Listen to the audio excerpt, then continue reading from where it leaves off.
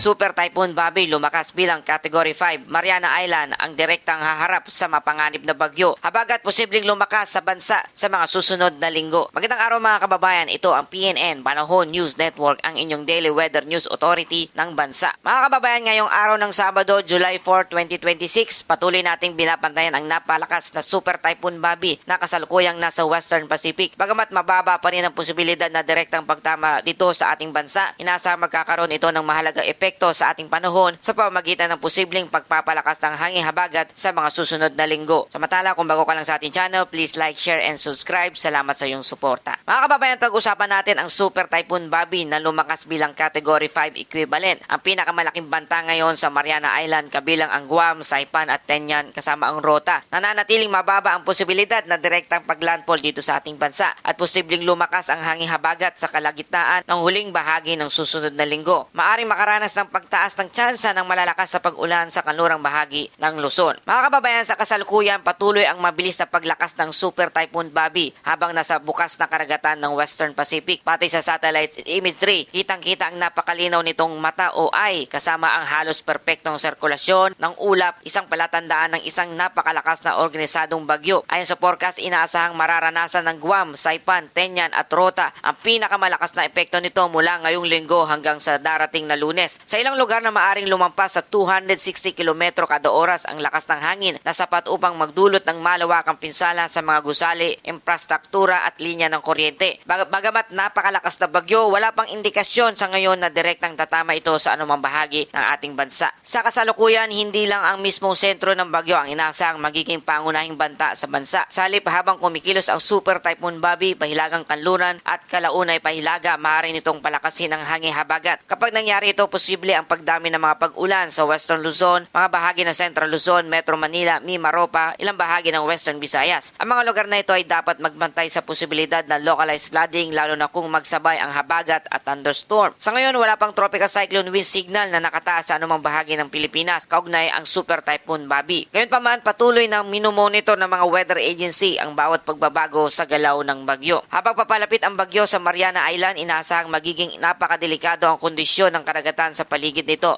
dahil sa napakalaking alon at storm surge. Para naman sa ating bansa, maaring unti-unting lumalakas ang alon sa mga kanlurang baybayin kapag nagsimulang lumakas ang hangin habagat sa mga susunod na linggo. Pinapayuhan ng mga mangingisda at malilit na sasakyang pandagat na patuloy na subaybayan ang mga opisyal ng marine advisories. Habang nananatiling malayo ang sentro ng bagyo, pinakamalamang na epekto nito sa bansa ay ang pagpapalakas ng southwest monsoon o hangin habagat. Ito ang maaring magdala ng sunod-sunod na mga pag-ulan sa kanlurang bahagi ng bansa kahit hindi direktang tumama ang bagyo. Mga kababayan, sa kasalukuyang forecast model, inaasahang darahan ang Super Typhoon Bobby sa Mariana Island bago unti-unting lumiko pahilagang patungo sa Taiwan at sa katimugang bahagi ng Japan. Mahalaga tandaan na ang bahaging ito ng forecast ay may mas mataas na antas ng uncertainty dahil sa ilang araw pa bago mangyari ang inasahang pagliko ng bagyo. Kung magbabago ang steering wind sa mga susunod na araw, maaari ring magbago ang magiging track nito. Sa ngayon, mananatiling mababa ang direktang banta dito sa ating bansa. Ngunit sapat ang lakas ng bagyo upang makaapekto sa ating panahon sa pamamagitan ng habagat. Sa darating na 24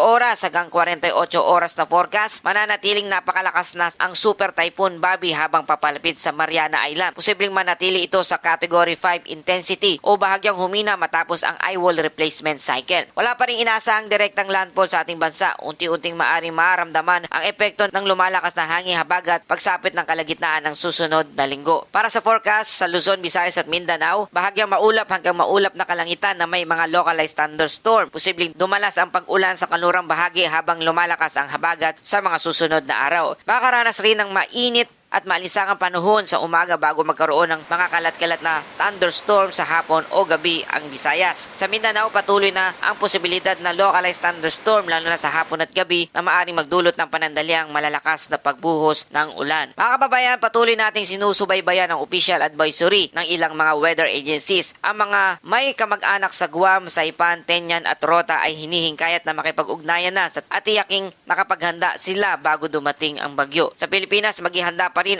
sa posibilidad ng malalakas na pag-ulan dulot ng hangin habagat sa mga susunod na linggo. At tumako na tayo sa ating Bible verse of the day mula sa Psalms 121 verse 1 and 2. Tinataas ko ang aking mga mata sa kabundukan, saan manggagaling ang aking saklolo. Ang aking saklolo ay nagmumula sa Panginoon na lumikha ng langit at lupa. Mga kababayan, kapag dumarating ang malalakas na bagyo at mga pagsubok sa buhay, madaling madaig ng takot ang ating puso. Ngunit ipinapaalala sa atin ng awit 121 na ang tunay nating saklolo ay hindi nagmumula sa ating sariling lakas kundi sa Panginoon na lumikha ng langit at lupa. Habang naghahanda tayo sa anumang maaring mangyari, huwag kalimutang ilagak ang ating pagtitiwala sa Diyos. Ang paghahanda at pananalig ay magkasabay na mahalaga. At yan ating pinakabagong ulat panahon ngayong araw. Maraming salamat sa inyong panunood. Mag-ingat, manatiling handa at pagpalain tayo ng ating Panginoon. Ito ang PNN, Panahon News Network, ang inyong daily weather news authority sa bansa. Muli hanggang sa susunod na ulat panahon.